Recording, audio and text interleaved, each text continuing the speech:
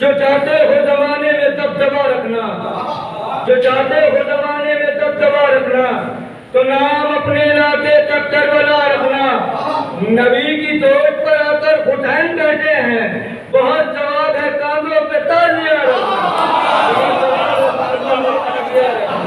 آئیے گا، بڑی ادب و احترام کے ساتھ دعوت سخن دے رہا ہوں عالی جناب حجت الاسلام خطیب انقلاب مولانا فیضان عباس صاحب نقوی کو کہ وہ آئیں اور باصیرت تقریر سے مومنین کے قلوب کو منور کریں۔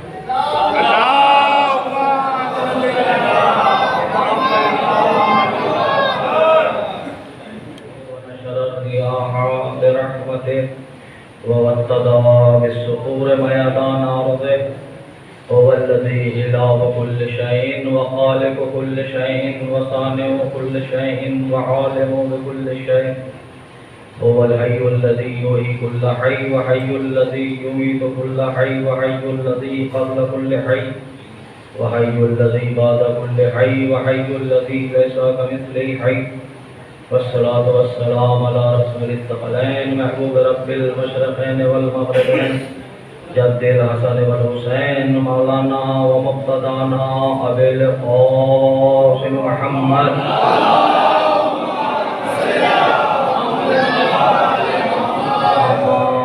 فقد قال الله تعالى في كتابه الكريم وهو أصدق الصادقين وقوله الحق بسم الله الرحمن الرحيم والله أخرجكم من بطون أمهاتكم لا تعلمون شيئا وجعل لكم السمع والأبصار والأفئدة لعلكم تشكرون۔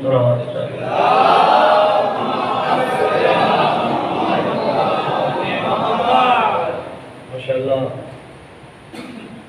بڑے اچھے اچھے اشعار اور بڑے اچھے فکر اور تفکر و تدبرات کے ساتھ اور بڑے جوش و خروش کے ساتھ آپ اشعار ملاحظہ فرما رہے تھے۔ سرزمین کاشی پور پر پہلا اتفاق ہے مجلس کے سلسلے سے، اور میری نگاہوں کے سامنے جو مجمع ہے وہ یقیناً مختصر ضرور ہے لیکن بڑا بیدار مجمع ہے،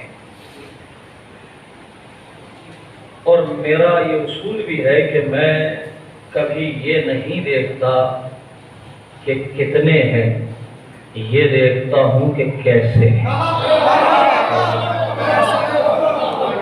میری نگاہیں کبھی کوانٹٹی پر نہیں جاتی بلکہ کوالٹی پر جاتی ہیں۔ میری نگاہیں کمیت کو تلاش نہیں کرتی بلکہ کیفیت کے اوپر جاتی ہیں، اس لیے کہ قرآن نے کبھی اکثریت کی تعریف نہیں کی، قرآن نے ہمیشہ اقلیت کو سنوارا ہے۔ قرآن ہمیشہ یہی کہتا رہا کہ قلیل من عبادی الشکور۔ میں بہت معذرت چاہوں گا کہ بھائی ذرا آپ اپنا یہ گفتگو کا اگر سلسلہ بات کے لیے رکھتے تو بڑی مہربانی ہو جائے گی آپ کے لیے۔ ایک صلوات پڑھ دے اور محمد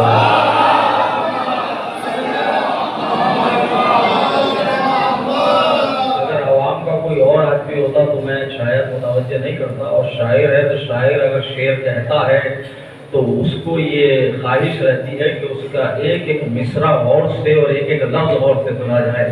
تو اب ظاہر خطیب کی بھی کچھ اپنی ذمہ داریاں ہوتی ہیں کہ بھائی اس کے بھی جو ہے وہ محنت اور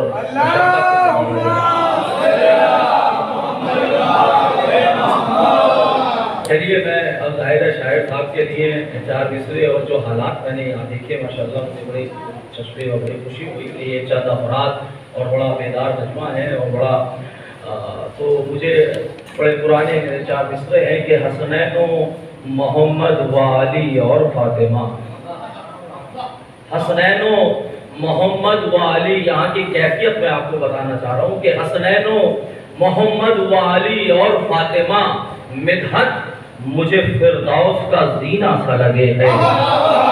ہمیں یہ دو مصرے جس کے لیے میں نے زحمت دی ہے وہ فرمائیں گے حسنین و محمد والی اور فاطمہ مدحت مجھے فردوس کا زینہ سا لگے ہے.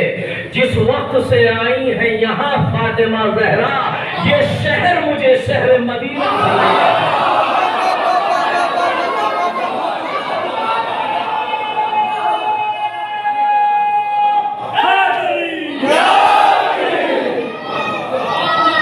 جس وقت سے آئی ہیں یہاں فاطمہ زہرا یہ شہر مجھے شہر مدینہ سا لگے ہے. عزیزان گرامی ظاہر ہے میں نے آپ کی خدمت میں پیش کیا کہ کبھی بھی معیار اکثریت نہ رہی, ہمیشہ اقلیت قرآنی روشنی میں معیار رہی ہے. کبھی بھی یہ نہیں دیکھا جاتا کہ کتنے ہیں, یہ دیکھا جاتا ہے کہ کیسے ہیں. اس لیے کہ جنگ حوصلوں سے لڑی جاتی ہے, تعداد سے نہیں لڑی جاتی. جنگ جو ہے وہ حوصلوں سے پتہ نہیں ہوتی, حوصلوں سے جو ہے وہ ہمیشہ عزم سے حوصلے سے کامیابیاں ملتی ہیں, تعداد پر جو ہے وہ نہیں ہوتی. جنگ میں کاغذی افراد سے کیا ہوتا ہے, ہمتیں لڑتی ہے, تعداد سے کیا ہوتا ہے,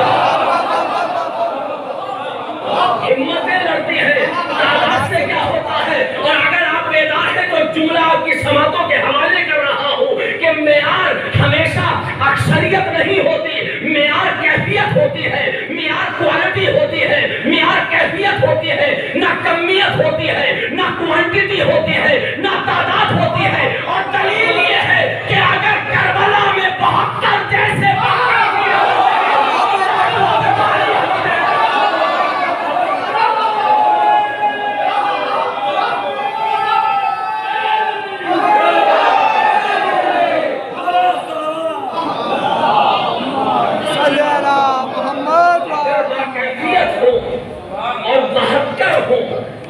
تو وہ لاکھوں پہ بھاری ہوتے ہیں.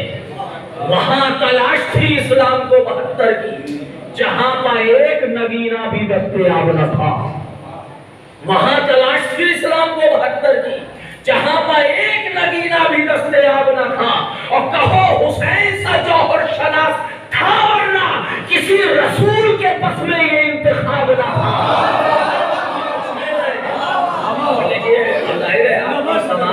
جو ہے میں نے شعر فہمی کو دیکھا تو میں شعر آپ کی خدمت میں بیان کر رہا ہوں, ورنہ آپ یوٹیوب پر جا کر دیکھیے گا. میں شاعری کو ذوق خطابت سمجھتا ہوں اور میں خطابت میں بہت کم شعر پڑھتا ہوں. کبھی کوئی اتفاق کوئی وہ آیا لیکن آپ کی سماعتوں کو دیکھا تو یہ ذرا متحرک کیفیت کو ختم کیجیے. صلوات پڑھ دیں محمد والے.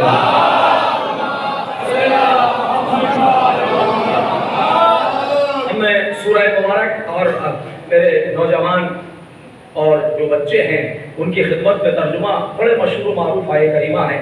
سورہ مبارکہ نحل کی 69ویں آیت ہے.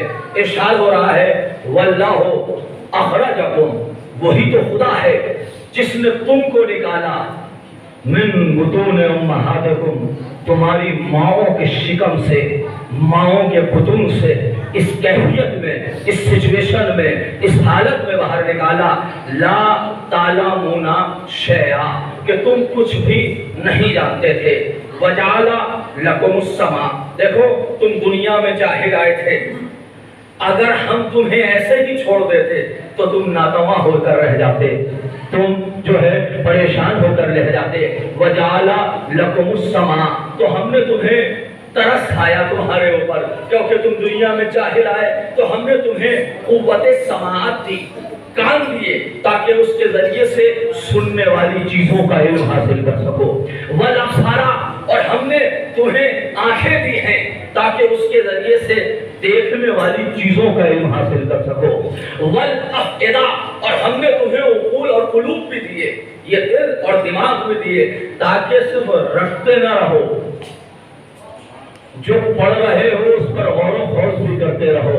اس لیے کہ قرآن کا رٹنا کمال نہیں ہے, قرآن کا سمجھنا کمال ہے نا. تو ہم نے آپ کو اس لیے جو ہے وہ یہ دیے ہیں تاکہ قرآن اور جو علوم یاد کر سکو اس پر غور و خوض اور تفکر اور تدبر بھی کر سکو, اس پر تھنکنگ اور ریسرچنگ بھی آپ کی جاری و ساری رہنا چاہیے. آپ نے غور فرمایا تو یہ انسان تھا کہ جو دنیا میں جاہل آیا, بہت توجہ دیجیے گا, کہ انسان تھا جو دنیا میں جاہل آیا.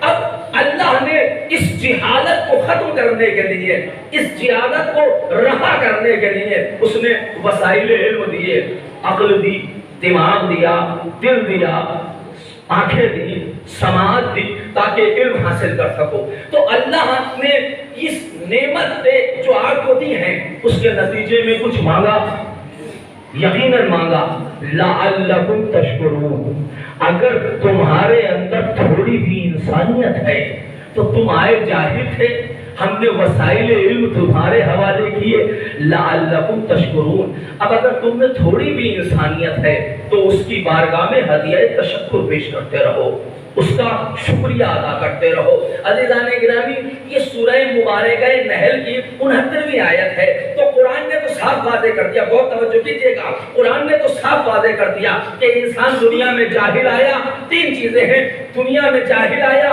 نتیجے میں اللہ نے نعمتیں دی تاکہ جہالت کو ختم کرو، مطالبے میں آپ سے کیا مانگا؟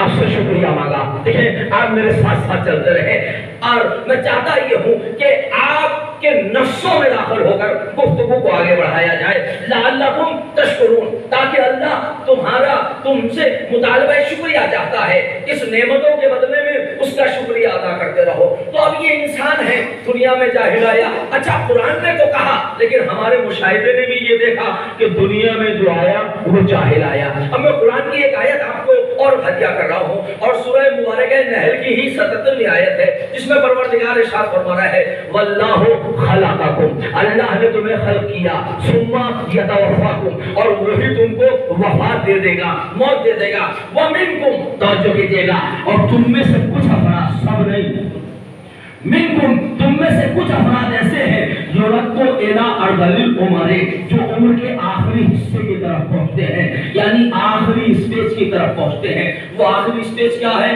کہا صاحب آخری اسٹیج جو ہے وہ 100 سال کو کمپلیٹ کر دینا، 90 سال کو کمپلیٹ کر دینا۔ اس کے بعد اب سماج میں یہ کیفیت ہونے لگتی ہے کہ حضرت کب تشریف لے جائیں گے، ہے نا؟ جب عمر کا آخری حصہ ہو جاتا ہے 100 سال، پھر 110 سال، 105 سال، اس زمانے میں تو 90 سال میں بھی یہ کیفیت، 80 سال میں بھی یہ کیفیت آ جاتی ہے کہ انسان کی کیفیت بہت غیر ہو جاتی ہے۔ اب قرآن اسی کی عکاسی کرتا ہے، کہتا ہے لیکن لا یعلم بعد علم شیئا، اب کیفیت ان کی ہوتی ہے کہ جیسے بھی کچھ نہیں جانتے، یعنی جیسے آئے تھے، توجہ کر رہے ہیں، ویسے ہی ہو گئے، یعنی انسان، توجہ کیجیے گا، قرآن کیا کہہ رہا ہے؟ اب یہ روایت نہیں ہے قرآن پڑھ رہا ہوں، کہانی نہیں ہے قرآن ہے، روایت نہیں ہے قرآن ہے، اخبار نہیں ہے قرآن ہے، توجہ کیجیے گا، ہر گھر میں قرآن موجود ہے۔ جائیے اور جانے کے بعد آیت کو، دونوں آیتوں کو دیکھیے، پہلی میں کیا کہہ رہا ہے پروردگار کہ سب کو جاہل پیدا کیا، دوسری میں کیا کہہ رہا ہے؟ تم میں سے کچھ افراد وہ ہیں جو عمر کے آخری حصے کی طرف پہنچتے ہیں۔ کیفیت کیا ہوتی ہے؟ اس لیے کہ کچھ بچپنے میں دنیا سے چلے جاتے ہیں، کچھ جوانی میں چلے جاتے ہیں، لیکن لا یعلم بعد علم شیئا، اب کیفیت یہ ہوتی ہے جیسے یہ کچھ نہیں جانتے، یعنی جیسے آئے تھے ویسے ہو گئے۔ عزیزو یہی تو آپ نے دیکھا، جب انسان بچپنے میں ہوتا ہے تو کمزور بھی ہوتا ہے، اپنی مکھی نہیں اڑا سکتا، کمزور جب دنیا میں آتا ہے تو جاہل بھی ہے، دنیا میں آیا تو کمزور بھی ہے، دنیا میں آیا تو ناتواں بھی ہے، دنیا میں آیا تو سہارے کی ضرورت بھی ہے، دنیا میں آیا تو کسی کی آغوش کی ضرورت ہے۔ اب پھر جب بڑھاپا آیا تو وہ کیفیت پھر واپس آ گئی۔ قرآن نے آواز دی لیکن لا یعلم بعد علم شیئا، اب ہم نے کہا 100 سال کے بزرگ سے ارے ذرا وہ مجلس تو پڑھیے، وہ انداز تو سنائیے، وہ لب و لہجہ تو سنائیے، وہ اشعار تو سنائیے جو آپ ہمارے بزرگ بتاتے ہیں، آپ جوانی میں بڑے کم طلاق کے ساتھ پڑھا کرتے تھے۔ تو کیا جواب آتا ہے؟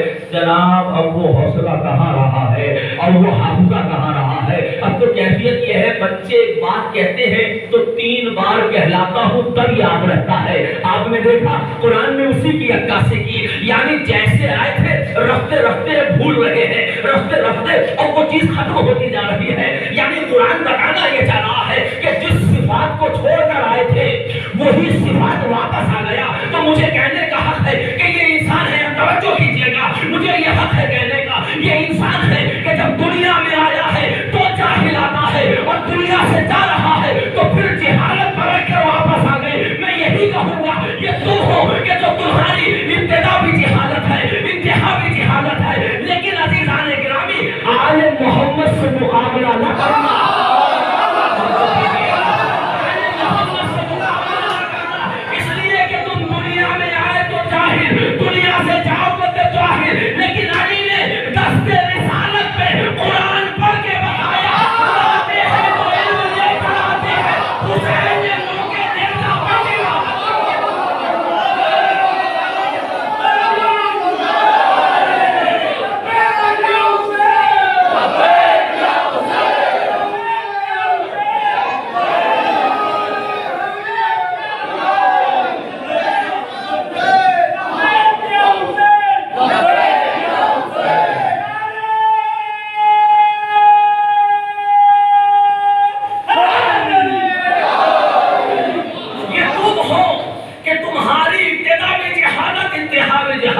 لیکن یہ ہم آل محمد ہیں۔ علی نے دست رسالت پہ 13 رجب کو قرآن پڑھ کر بتایا۔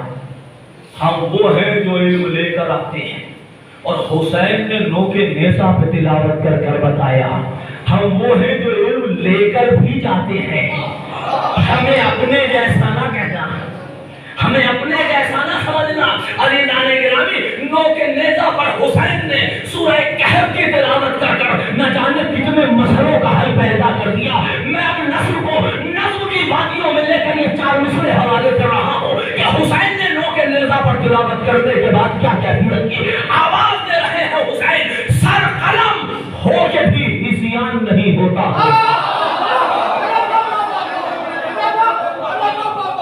ہمارے نانا کو ہلکے سے اٹھا لے، ہزیان کی تہمت لگانے والے اصول سر قلم ہو کے بھی ہزیان نہیں ہوتا ہمیں۔ ہے گواہ نیزے پہ قرآن سنانے والا، سر قلم ہو کے بھی ہزیان نہیں ہوتا ہمیں۔ ہے گواہ نیزے پہ قرآن سنانے والا۔ توبہ توبہ کہ ارے توبہ محمد تم کو کتنا کم ظرف تھا ہزیان بتانے والا۔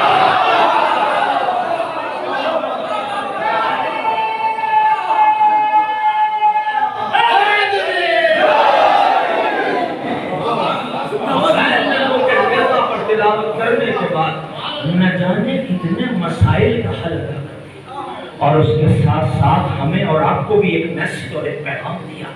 سوچو تو صحیح کہ حسینی ہو تو دیکھو، میرا انداز یہ ہے کہ میں مجلس میں میسج ضرور دیتا ہوں، اس لیے کہ یہ درسگاہ حسینی ہے، یہ حسین کی فرش عزا ہے۔ اور یاد رکھیے گا کہ حسین کی فرش عزا ہے، یہ حسین کی فرش عزا ہی نہیں بلکہ یہ درسگاہ حسینی ہے۔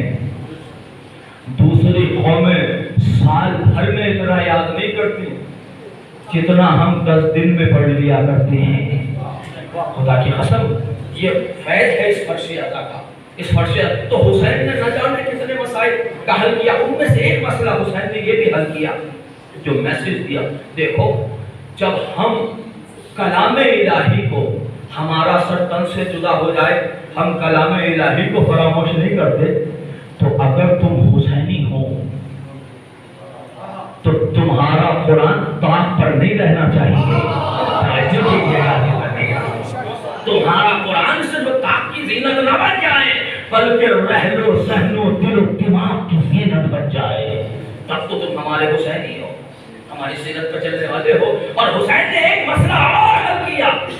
آخری کلمہ جو نوجوان تکیہ کیے ہوئے بیٹھے، میں ان سے متوجہ کر رہا ہوں، ایک صلوات پڑھنے پر محمد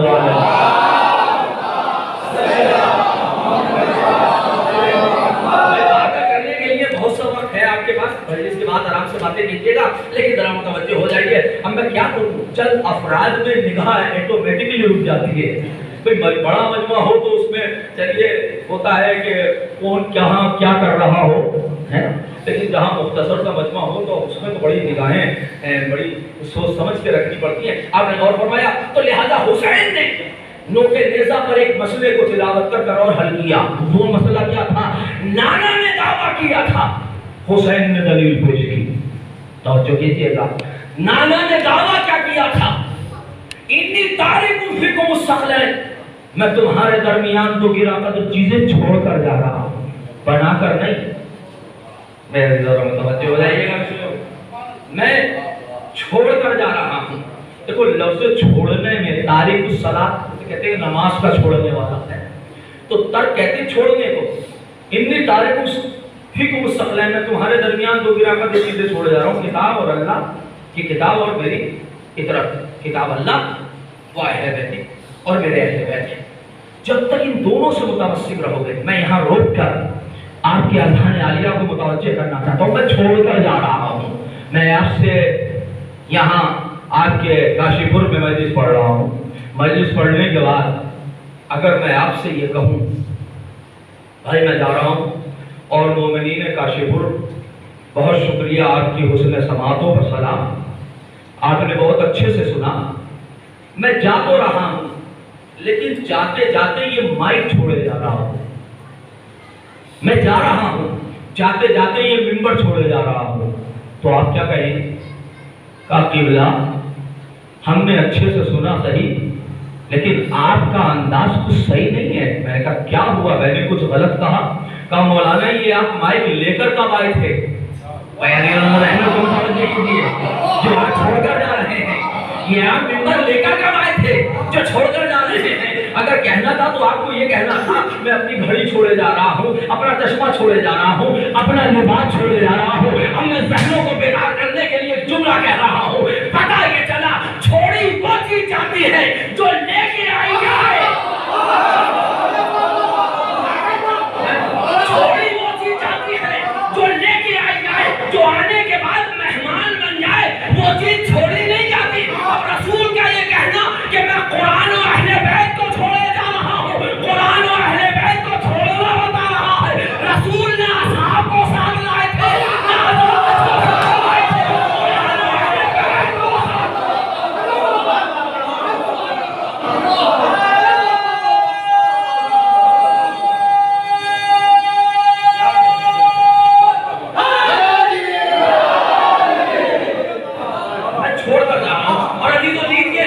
حسین نے ایک مسئلہ اور جو ہے وہ حل کیا، اور اب میں یہ وہ روایت آپ کے حوالے کر رہا ہوں جو باب توحید کی منفرد روایت ہے۔ حسین نے نوک نیزہ پہ تلاوت کرنے کے بعد آپ کو شعور الہی دیا، پروردگار نے شعور کے پروردگار کا کو کیسے پہچانا جائے۔ سوچو سو صحیح کہ تمہارا حسین جب کلام الہی کو فراموش نہیں کرتا تو اس کلام میں کتنی چاشنی ہے، اس کلام میں کتنی کشش ہے۔ اور یہ غور کرو کہ جب کلام الہی میں اتنی کشش پائی جاتی ہے تو جس کا یہ کلام ہے وہ ذات کیسی ہوگی۔ بھائی عزیزو، میں ایک جملہ کہنا چاہتا ہوں، آپ کے ذہنوں کو بیدار کر رہا ہوں، اور یہ جملہ میرا یاد رکھیے گا۔ آل محمد دنیا میں اس لیے آئے کہ خدا پہچانا جائے۔ بھائی عزیزو، میرا جملہ محفوظ رہ جائے، اور جملے کو آگے بڑھاتا ہوں۔ آل محمد دنیا میں اس لیے آئے کہ خدا پہچانا جائے، اور عباس و زینب دنیا میں اس لیے آئے کہ اہل بیت پہچانے جائے۔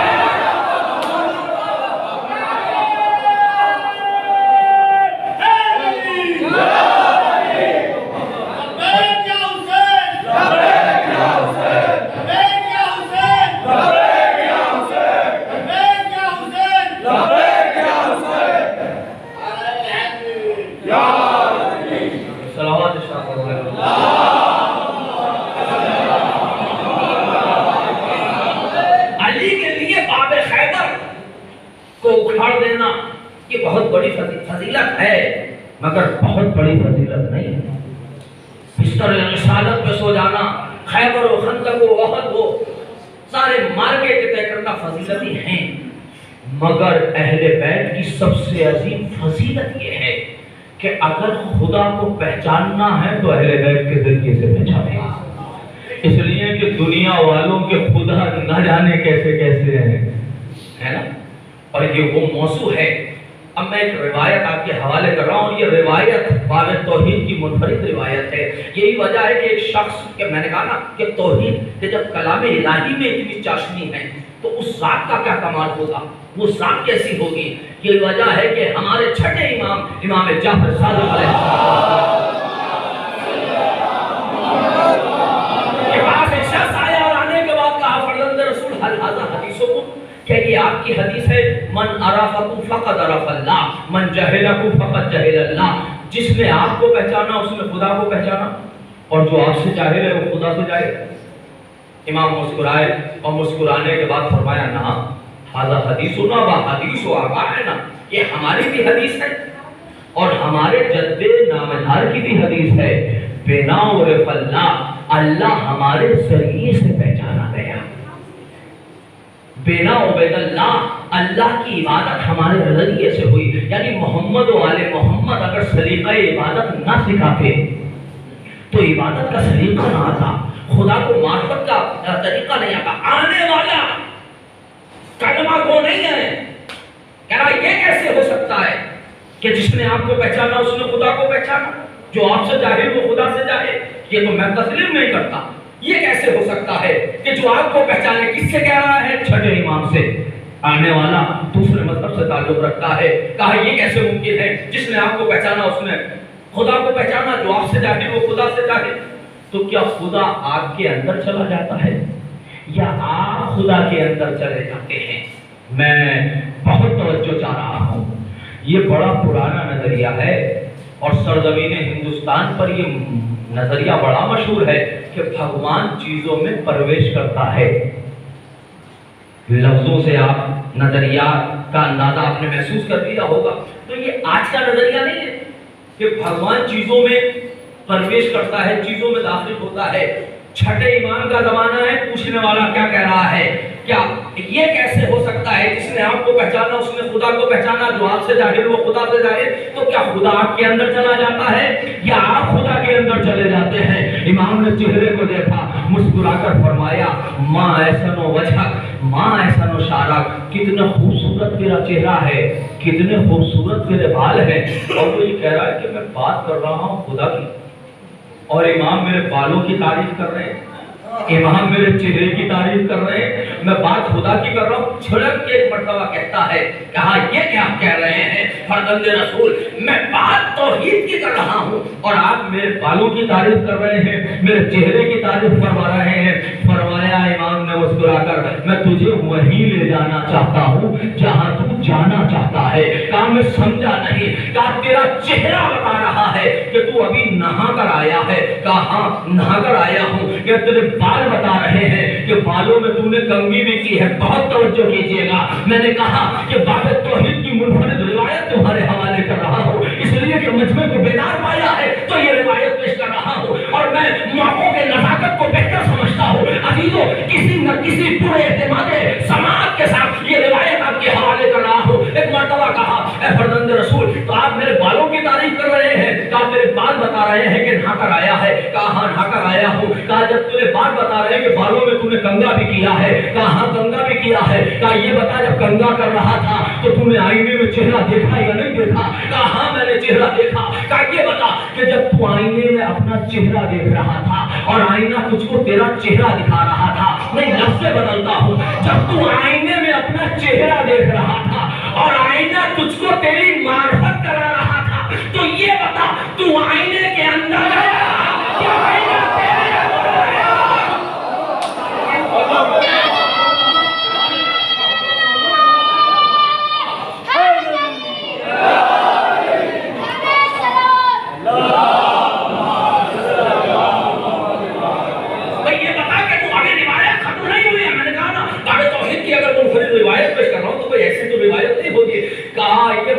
کہ تو آئینے کے اندر گیا یا آئینہ تیرے اندر آیا؟ کہ فرزند رسول نہ میں آئینے میں گیا نہ آئینہ میرے اندر آیا۔ امام نے فرمایا کہ تجھ کو آئینے میں کیسے پہچنو آیا؟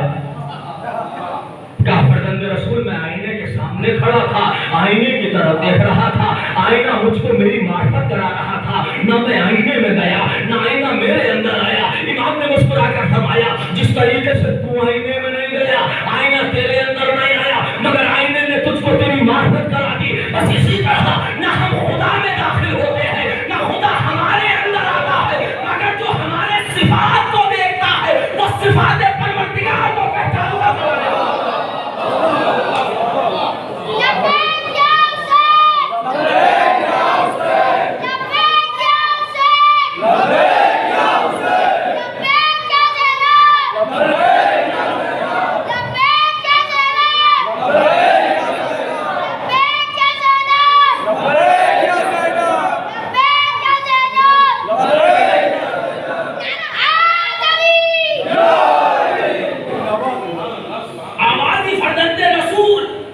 مجھے یقین ہو گیا آپ درست فرما رہے ہیں، یقیناً حدیث صحیح ہے، جس نے آپ کو پہچانا اس نے خدا کو سب پہچان لیا۔ امام نے مسکرا کر فرمایا تو اگر تو سمجھ گیا ہے تو بیٹھ جا، میں بھی تو تجھ سے ایک سوال کرنا چاہتا ہوں۔ ابھی تو تم نے سوال کیا ہے، میں نے سوال نہیں کیا، اب میں بھی تجھ سے ایک سوال کرنا چاہتا ہوں۔ جب ہمارے دروازے پہ آ گیا ہے تو مقام حق الیقین تک پہنچ کر جا، منزل اطمینان تک جا. ایسا نہیں ہے کہ فقط شک و شبہات کی وادیوں میں سفر کر کر گزر جائے. نہیں، ہم تجھے مقام یقین تک پہنچاتے ہیں، ہم تجھے حق الیقین تک لے کر چلتے ہیں. کہا فرزند رسول بتائیے کیا پوچھنا چاہتے ہیں؟ سمجھدار تھا، پڑھا لکھا تھا، جاہل نہیں تھا، اس لیے کہ جہالت ضد سکھاتی ہے، علم خاموشی سکھاتا ہے. مطمئن ہو گیا، خاموش ہو گیا. امام نے فرمایا یہ بتا کہ جب تو آئینے میں اپنا چہرہ دیکھ رہا تھا اور آئینہ تجھ کو تیرا چہرہ دکھا رہا تھا، اس میں کمال کس کا ہے؟ آئینے کا کمال ہے یا تیری آنکھوں کا کمال ہے؟ اس میں کمال کس کا ہے؟ کیا فرزند رسول موقع ملے گا تو سوچ لوں. امام نے مسکرا کر فرمایا عقل مند تو وہی ہے جو سوچ کر جواب دے، وہ تو بے وقوف ہوتے ہیں جو پہلے بولتے ہیں بعد میں سوچتے ہیں. ابھی سوچ ہی رہا تھا کہ ایک مرتبہ امام نے اس کے ذہن و تغیرات میں بدلتے ہوئے صفحات کو جو ہے محسوس کیا اور علم امامت سے اور آپ گردانی کرتے ہوئے ذہن کا مطالعہ کر کے فرمایا تو یہ سوچ رہا ہے نا کہ دونوں کا کمال ہے؟ کہا فرزند رسول سوچ تو یہی رہا ہوں. سننا ہے تو میرے بزرگان بیٹھے ہیں، بزرگان کو حوصلہ افزائی کے لیے ہوتے ہیں، نوجوانوں غور سے سننا اس روایت کو. کہا فرزند رسول سوچ تو یہی رہا ہوں کہ کمال دونوں کا ہے، اس لیے کہ اگر آنکھیں اندھی ہو تو بازار سے کتنا مہنگا شیشہ لے آؤ، نظر آئے گا؟ نہیں نظر آئے گا. اچھا اسی طریقے سے آپ کی خوبصورت بڑی بڑی آنکھیں ہوں، ہے نا، اور اگر آئینہ ہی اندھا ہو تو کیا نظر آئے گا؟ تب بھی نظر نہیں آئے گا. کہنے لگا فرزند رسول بھائی عزیزت اس یہ مرحلہ فکر ہے کہ جہاں مجھے اپنے محترم سننے والوں کو لانا تھا، یہ وہ نازک منزل ہے جس سے میں بہت تیزی سے آپ کو گزارنا چاہ رہا ہوں. مرحلہ فکر معین ہے لیکن آپ کی توجہات مبذول رہے جو میں جملے آپ کی خدمت میں ادا کر رہا ہوں. اور یہ روایت کے وہ نازک مرحلہ ہے کہ جہاں آپ کی توجہات مبذول رہنی چاہیے. عزیزان گرامی ایک مرتبہ امام نے فرمایا کہ جب دونوں کا کمال ہے تو کیا اپنے جواب پر مطمئن ہے؟ کہا ہاں فرزند رسول مطمئن ہوں، اس لیے کہ کمال دونوں کا ہے. اگر آنکھیں اندھی ہوں اور شیشہ مہنگا ہو تب بھی قیمتی ہو نظر نہیں آئے گا. شیشہ اندھا ہو، آنکھیں بڑی بڑی خوبصورت بھی ہوں آپ کی طرح تب بھی نظر نہیں آئے گا. عزیزان گرامی آپ نے غور نہیں فرمایا دونوں با کمال ہونے کے باوجود امام نے فرمایا کہ اپنے جواب پر مطمئن ہے. کہا ہاں میں اپنے جواب پر مطمئن ہوں، دونوں کا باکمال ہونا ضروری ہے.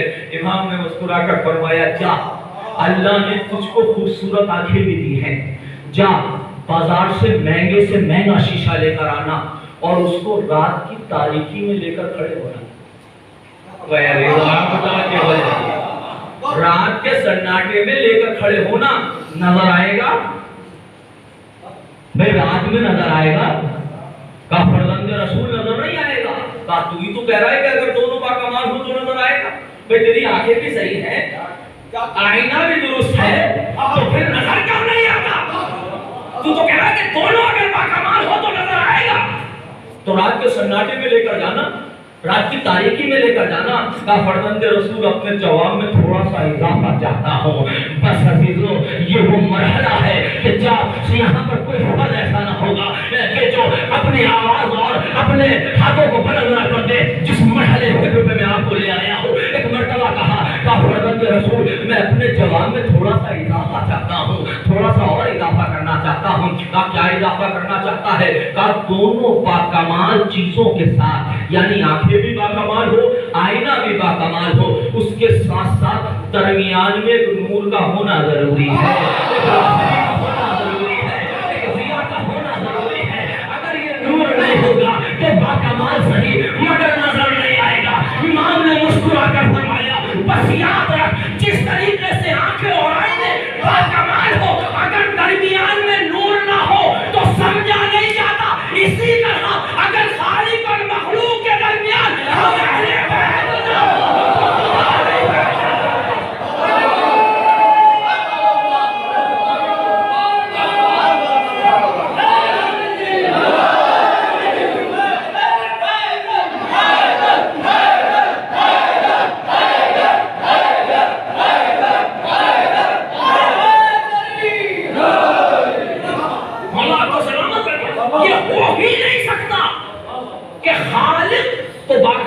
ہے ہی مخلوق کتنی بھی باکمال ہو جائے، مگر جب تک درمیان میں ہمارا نور ولایت نہ ہو، ہمارا نور معرفت نہ ہو، ہمارا کردار نہ ہو، ہماری ذوات مقدس نہ ہو، یہ ہو ہی نہیں سکتا کہ تم توحید تک سمجھ سکو یا پہنچ سکو۔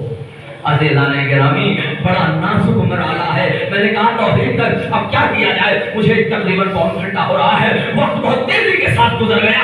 عزیزان گرامی، بس کبھی اور موقع ملے گا تو تفصیل بیان کروں گا، لیکن ایک مرحلہ ہے جہاں پر روک کر گفتگو آج کی حد تک تمام ہو جائے گی۔ کیا فرمایا کہ اللہ نے آپ کو اس دنیا میں جاہل اتارا، اور جب مرحلہ آخری زندگی کے کونے پر گئے تو پھر وہی کیفیت۔ تو یہ انسان دو جہالتوں کے درمیان کتنے علم کی ترقی کر رہا ہے۔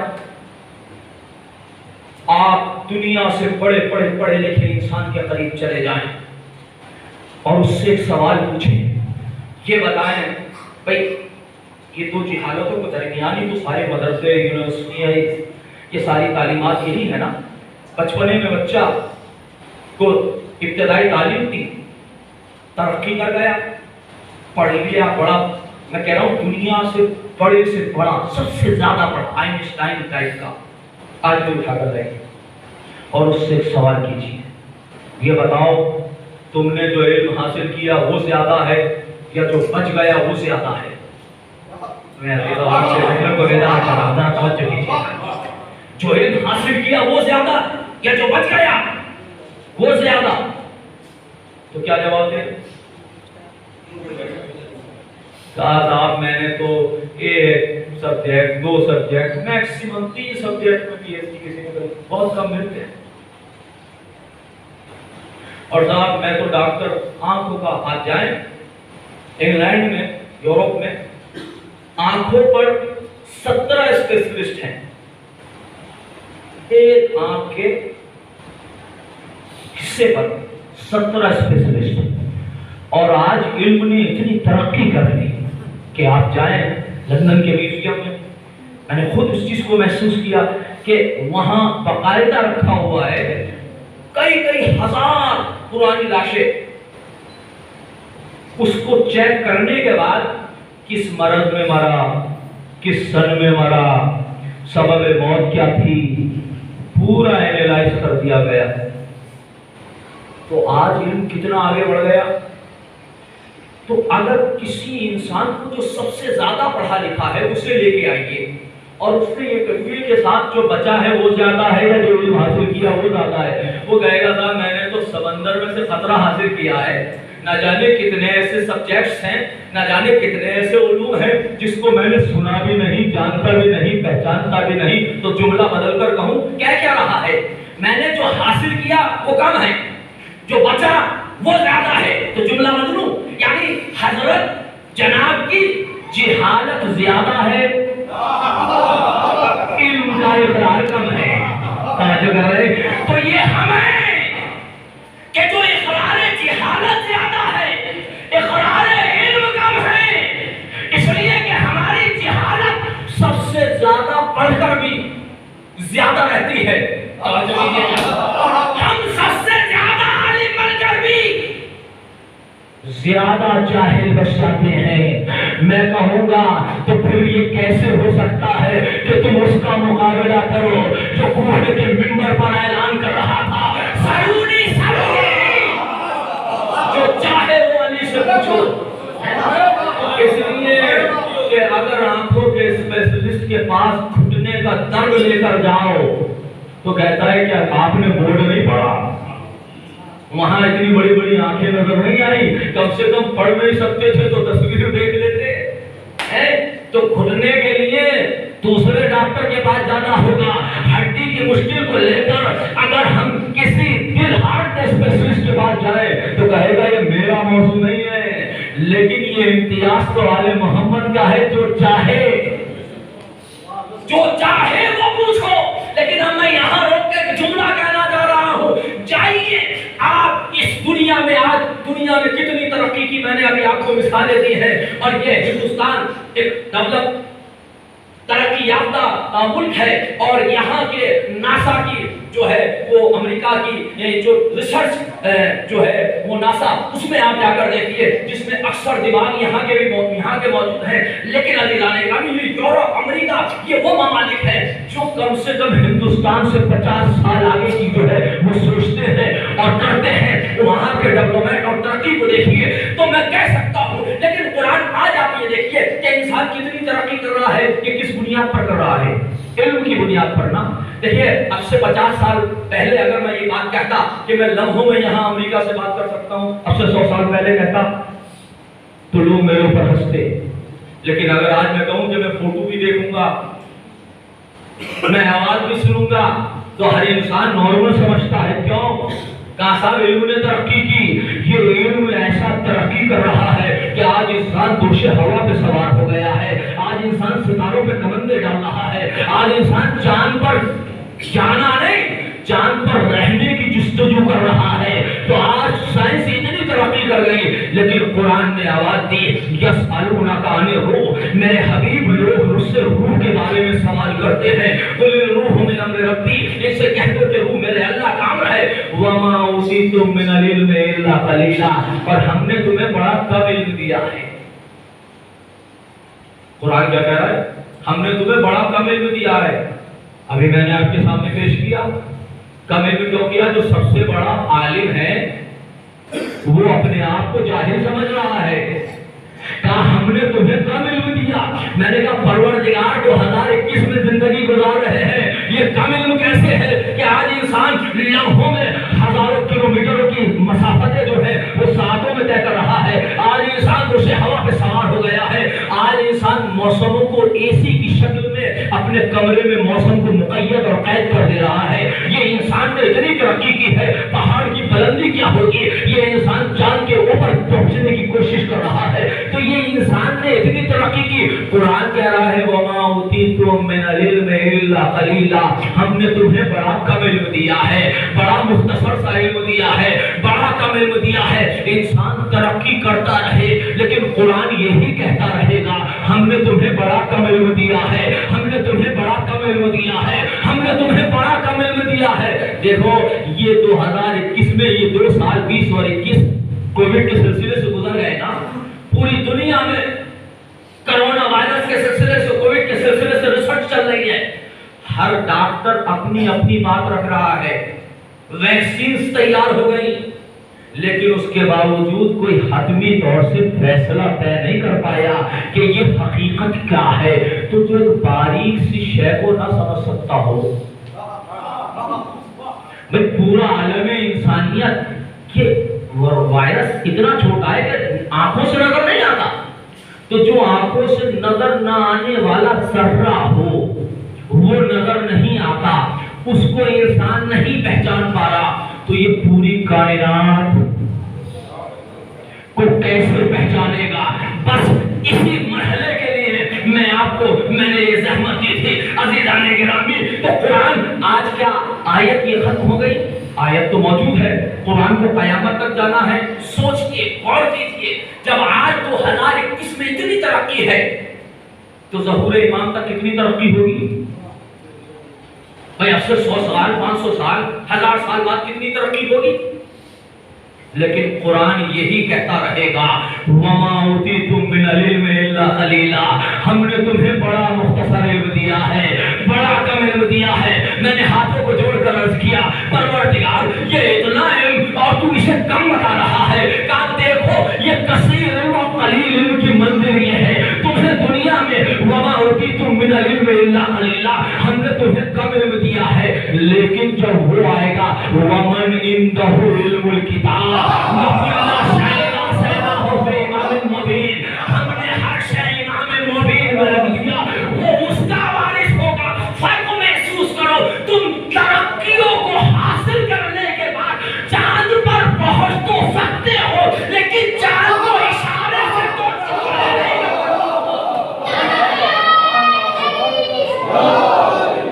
یہ کم علم کا کمال ہے کہ تم سورج کی تمازت سے فیض حاصل کر سکتے ہو، لیکن یہ کثیر علم کا کمال ہے کہ سورج کو پلٹا لیا کرتا ہے۔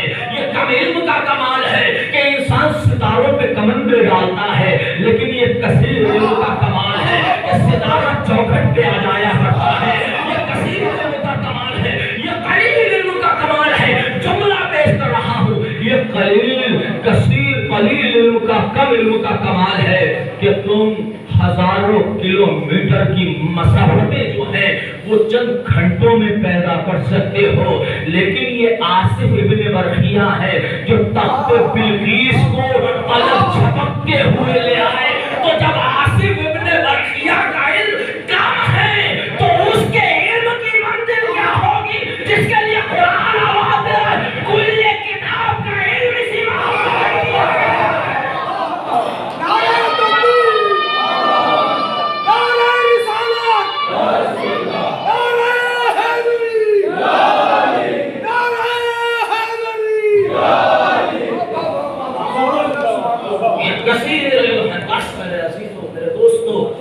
میں نے آپ کو بڑی زحمت دی, لیکن آخری میں ایک جملہ کہہ کر اور یہ میرا پل بن جائے گا, جسر بن جائے گا باب فضائل سے باب مسائل کی طرف. عزیزان گرامی, علم کتنا بھی ترقی کر لے لیکن وہ آل محمد کے علم تک نہیں پہنچ سکتا. ایک حدیث ہے کہ ظہور امام کے وقت کیفیت یہ ہوگی جو انسان تصور کرے گا مسئلہ پہ ہتھیلی پہ آ جائے گا, یعنی علم اتنا آگے بڑھ چکا ہوگا. آج اس زمانے میں اگر میں یہ کہوں تو آپ اس سے موبائل سمجھیں گے, اب سے 100 سال پہلے والا اس سے کیا سمجھ رہا ہوگا.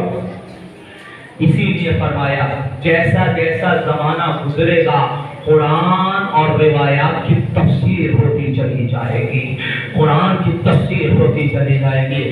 لیکن میرے عزیزو, میرے دوستو, یہ ذکر اہل بیت یہ کربلا والوں کا صدقہ ہے کہ ہمیں جس طریقے سے باب فضائل میں ہنر دیا, سلیقہ دیا, تمیز دی کہ سنو جان لو اور کرو, وہاں آپ سے مطالبہ کیا ہے. دیکھو مجھے میری یہ ذمہ داری بنتی ہے کہ میں آیت کے تقاضوں کو پورا کر دوں. قرآن نے کیا کہا تھا کہ تم دنیا میں آئے تو جاہل آئے, اور مطالبہ آپ سے کیا ہے لعلکم تشکرون. دیکھو ہم نے اتنی نعمتیں دی تو تمہاری یہ ذمہ داری بنتی ہے. میں 2 دقیقے آپ کے لینا چاہتا ہوں, اور یہ 2 دقیقے وہ ہیں کہ جہاں آپ کے توجہات مبذول رہیں ترکز اور کچھ میسج دینا چاہتا ہوں اس آخری گفتگو میں. بس 1 دقیقہ اور 2 دقیقہ آپ کی خدمت میں پیش کروں گا. لعلکم تشکرون, اللہ چاہتا یہ ہے کہ تم اس کا شکریہ ادا کرو. ذرا میری طرف متوجہ رہیں. لعلکم تشکرون, تم اس کا شکریہ ادا کرو. دیکھو اس گلوبل پر کتنے ایسے افراد ہیں کہ جو خدا کا شکریہ ادا کر رہے ہیں, کم لوگ ہیں نا. اسی لیے قرآن نے کہا قلیل من عبادی الشکور, میرے شکر گزار بندے بہت کم ہیں. اور آپ پوری شریعت کو اٹھا کر دیکھیں گے, شکریہ صرف یہ نہیں ہے کہ زبان سے شکریہ ہو, تمام شریعت کسی نہ کسی شے کا شکریہ ہے.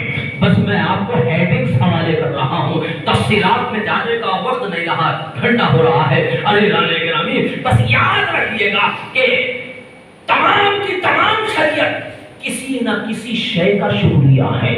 وہ کیا ہے؟ اللہ نے آپ کو دولت دی ہے, آپ صاحب دولت ہیں. قرآن نے آواز دی, شریعت نے آواز دی. دیکھو دولت ایک نعمت ہے, نعمت کا شکریہ یہ ہے کہ خمس و زکوٰۃ و صدقات دو, یہ شکریہ ہے. تو خمس و زکوٰۃ کس کا شکریہ ہے؟ دولت کا.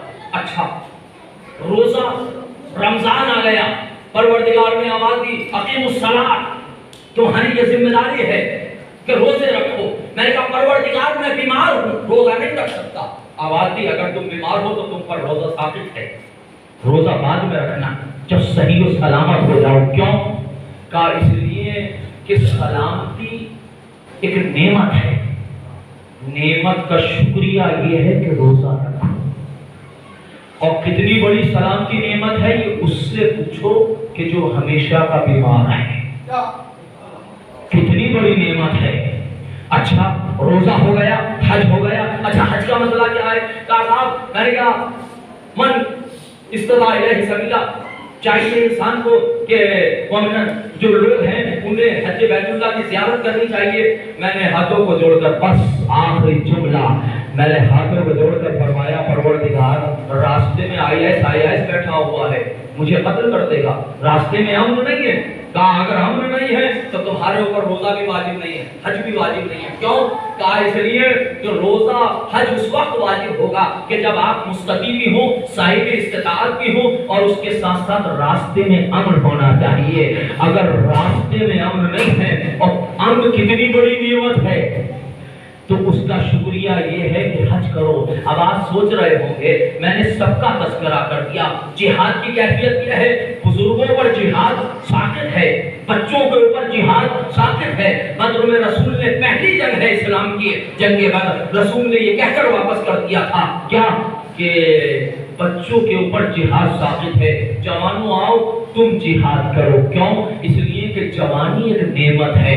نوجوانوں ذرا یہ جملے غور سے سن لینا، جوانی ایک نعمت ہے، اس کا شکریہ یہ ہے کہ اگر اسلام پہ وقت آ جائے تو تم آگے بڑھ جانا۔ آج سوچ رہے ہوں گے میں نے روزے کا تذکرہ کر دیا، حج کا تذکرہ کر دیا، زکات کا تذکرہ کر دیا، خود کا تذکرہ کر دیا، مگر سب سے عظیم عبادت نماز کا نہیں کیا۔ تو یاد رکھیے گا، میرا اس جملے کو اپنے ذہن و دل و دماغ میں محفوظ کر دیجیے گا۔ زندگی ایک نعمت ہے، زندگی ایک نعمت ہے، اس کا شکریہ یہ ہے کہ جب تک تمہاری سانسیں چلتی رہیں اس کی بارگاہ میں سجدہ ریز رہنا، اس کا شکریہ ادا کرتے رہنا جب تک تمہاری سانسیں چلتی رہیں۔ یہی وجہ ہے کہ ساری نمازوں کو، ساری عبادتوں کو کہیں نہ کہیں ساقط کر دیا گیا، لیکن نماز کو کسی موقع پر ساقط نہیں کیا گیا۔ نماز کو کسی، اس لیے کہ نماز رکوع سجدہ اٹھک بیٹھک کا نام نہیں ہے، نماز نام ہے اپنے خالق سے ملنے کا۔ نماز اگر ہمیں کوئی بڑا نیتا اپوائنٹمنٹ دے دیتا ہے تو ہم سب کچھ چھوڑ کر اس کے پیچھے لگ جاتے ہیں کہ اس سے ملاقات کریں۔ خدا کا شکر ادا کرو کہ اللہ نے تمہیں یہ موقع دیا ہے کہ اس کی بارگاہ میں 5 وقت آنے کے بعد عبادت کرو، اس سے ملاقات کر سکو۔ یہ عبادت نماز زندگی کا شکریہ ہے۔ یہی تو وجہ ہے کہ کسی موقع پر نماز کو ساقط نہیں کیا گیا۔ ہاں، کیونکہ یہ پاکیزہ طہارت ہے، پاکیزہ عبادت ہے، تو لہذا خواتین کے لیے چند دنوں کے لیے معطل کر دیا گیا، مگر مرد کے لیے کبھی نہیں کہا گیا کہ تم نماز کو چھوڑو۔ حد یہ ہے کہ اگر انسان ڈوب رہا ہے تب بھی نماز پڑھے گا، اگر انسان چل رہا ہے تب بھی نماز پڑھے گا، اگر انسان جہاد کر رہا ہے تب بھی نماز پڑھے گا۔ آپ سوچئے تو صحیح کہ آخر یہ نماز کیا ہے؟ وہ کس یوٹیوب میں بھی موجود ہے کہ جب امام خمینی زندگی کے آخری لمحات میں ہیں اور آخری لمحات میں کہہ رہے ہیں لاؤ میں وقت نماز قریب آ گیا ہے، اور نماز کے لیے نہ اٹھ سکتے ہیں نہ بیٹھ سکتے ہیں، صرف اسی کیفیت میں، لیٹے کی کیفیت میں اشاروں سے نماز پڑھ رہے ہیں، اور چند لوگ اٹھا رہے ہیں۔ کیوں؟ یہ نماز کی اتنی اہمیت کیوں ہے؟ اس نماز کی اہمیت اس وجہ سے ہے کہ نماز اپنے خالق سے ملاتی ہے، نماز اپنے پروردگار سے ملاتی ہے، نماز اس سے ملاتی ہے جس کی طرف ہمیں لوٹ کر جانا ہے۔ حسین نے تپتے زمین پر، زار کرب پر حسین نے نماز پڑھ کر بتائی۔ کربلا میں یہی مسئلہ شرعی ہے کہ اگر آپ نماز پڑھ رہے ہیں، جان کا خوف ہے تو آپ نماز توڑ سکتے ہیں، لیکن کربلا میں تیروں کی بارش ہو رہی ہے مگر حسین نماز پڑھ رہے ہیں۔ حسین میسج دے رہے ہیں، میرے چاہنے والوں، میرے حسینیوں، میرے امام ماننے والوں، مجھ کو پہچاننے والوں، اگر مجھے پہچاننا ہے میرے اوپر کریا کرنے والوں تو میرا مقصد بھی سمجھو۔ دیکھو، خالق سے ملانا میرا مقصد ہے، خالق سے ملانا میرا مقصد ہے۔ یہی وجہ ہے کہ حسین نے تپتے زمین پر، حسین نے ہاتھوں کو جوڑ کر عرض کرو مولا، ایک سارے گھر پر اگر نماز میں جان کا خوف ہو تو نماز توڑ دینا واجب ہے، لیکن آپ تو تیروں کی بارش میں نماز پڑھ رہے ہیں، وجہ کیا ہے؟ حسین آواز जवाब देंगे। अगर नमाज पढ़ने की कैफियत है तो जान का खौफ हो तो नमाज तोड़ दो। करबला में सिर्फ नमाज पढ़ी नहीं जा रही है बल्कि नमाज को बचाया भी जा रहा है। और जहां नमाज को बचाया जाए वहां जानों को बचाया नहीं जाता, वहां जानों की कुर्बानी दे दी जाती है। शहीद आओ कुर्बानी पेश करो, सुहैर आओ कुर्बानी पेश करो। हम करबला के रेगिस्तान में नमाज पढ़कर बताएंगे अजीज शहीद जो है वो शहीद सलात है। नमाज की कैफियत में 17 शहीद के जिस्म में बेवस हो गए इमाम को नमाज पढ़वाने की सूरत में। और अजीजों लेकिन हुसैन आखिरी सजदे में भी यही कह रहे थे ला माबूद सिवा, परवरदिगार तेरे अलावा मेरा कोई माबूद नहीं है। और अजीजों क्योंकि आज तेरा सफर है और उस बीवी की शहादत की तारीख है जिसको सैयदा सकीना कहते हैं। और सैयदा सकीना की सीरत ये थी कि जब जब नमाज का वक्त होता था तो ये 4 बरस की बच्ची अपने बाबा के लिए मुसल्ला बिछा दिया करती थी। और मुसल्ला बिछाती थी हुसैन मजलूम जब जब अव्वल वक्त मुसल्ला बिछा। ऐसा नहीं हो सकता था कि हुसैन ना आए, बस बच्ची मुसल्ला बिछाती थी। हस्ब आदत बच्ची की आदत थी। लेकिन जब आशूर का दिन आया और जब असर आशूर आया और एक मर्तबा बच्ची ने मुसल्ला बिछाया और एक मर्तबा बच्ची बैठ गई मगर बाबा ना आए। और जब बाबा ना आए तो एक मर्तबा नन्हे हाथों को उठाया और आज परवरदिगार कभी ऐसा ना हुआ कि मैंने मुसल्ला बिछाया हो और मेरा बाबा ना आया हो। बस अजीजों ये कह के सकीना एक मर्तबा सजदे में गई और सजदे में गिरकर आवाज दी परवरदिगार ये सकीना ने कभी जिंदगी में ऐसा ना हुआ कि मैंने अपने बाबा के लिए नमाज को बिछाया हो और मेरा बाबा ना आया हो। असर आशूर के बाद आप जानते हैं हुसैन तो नहीं आए मगर कोई शकी था जो आया। और आने के बाद एक मर्तबा हुसैन का सर सकीना की आगोश में डाला, एक मर्तबा आगोश में डाला। हुसैन आए तो किस अंदाज से आए, एक मर्तबा सकीना ने आगोश में सर हुसैन को लिया। ए बाबा, अरे इस कैफियत में आए हैं, ए बाबा मुझसे ये कैसे हो सकता है कि मैं आपकी इस कुर्बानी को कैसे बर्दाश्त करूं। ए बाबा आपके रगों को किसने काट दिया। ए बाबा आपको हर सोके आदि हमको दिला बिछाना। ए बाबा क्या आपको चंद घूंट पानी पिलाया गया, ये प्यासा सुखा कर दिया गया। बस अजीजों आज तो आपके शहादत जनाब सकीना है एक मंजर पेश कर गुफ्तगू को खत्म कर रहा हूँ। ये सकीना वो सकीना है जिस 4 बरस की बच्ची जो यहाँ पर बहुत से ऐसे अफराद होंगे जिसके घर में 4 बरस की बच्ची होगी। मुझे इंसाफ से बताइए अगर किसी बच्ची को गौर से डांट दिया जाए तो बच्ची कहाँ जाती है। जब क़याम में आग लग रही थी एक मर्तबा एक शकी सकीना के करीब आया, चाहता है कि बालियों को खींचे तो एक मर्तबा हाथों को जोड़ा, नन्हे हाथों को जोड़कर कहती है मेरे करीब ना आना, इसलिए कि हमारे मोहम्मद की बेटियां हैं, हमें हाथ ना लगाना, हम गोश वाले को उतार कर दे देते हैं। लेकिन 4 बरस की बच्ची से जब गोश वाले ना उठे तब मर्तबा गोश वालों को छीन लिया गया। सकीना ने वो हाथ का रुकिया मेरे चचा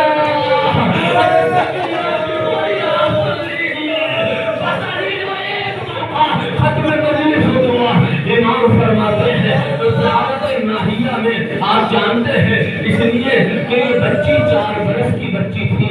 बेकजावा ऊँटों पर इस बच्ची को ऊँट की पुष्ट पर बिठा दिया गया। जाहिर है बेकजावा ऊँट और उस पर 4 बरस की बच्ची आखिर किस तरीके से सवार हो सकती थी, लेकिन सवार नहीं हो सकती थी, अजीज रुक नहीं सकती थी। इसलिए कि अगर ऊँट चलता तो बच्ची गिर जाती। तो शकीनों ने क्या किया, एक मर्तबा सकीना को लिटाया, सीने के पर लिटाकर उसके नाभा से बांध दिया। जैसे जैसे ऊँट चलता था बच्ची का सीना गिरता था और बच्ची गिरिया करती थी, रोती थी तो सारवान तमाचे मारता था कि खामोश हो जा।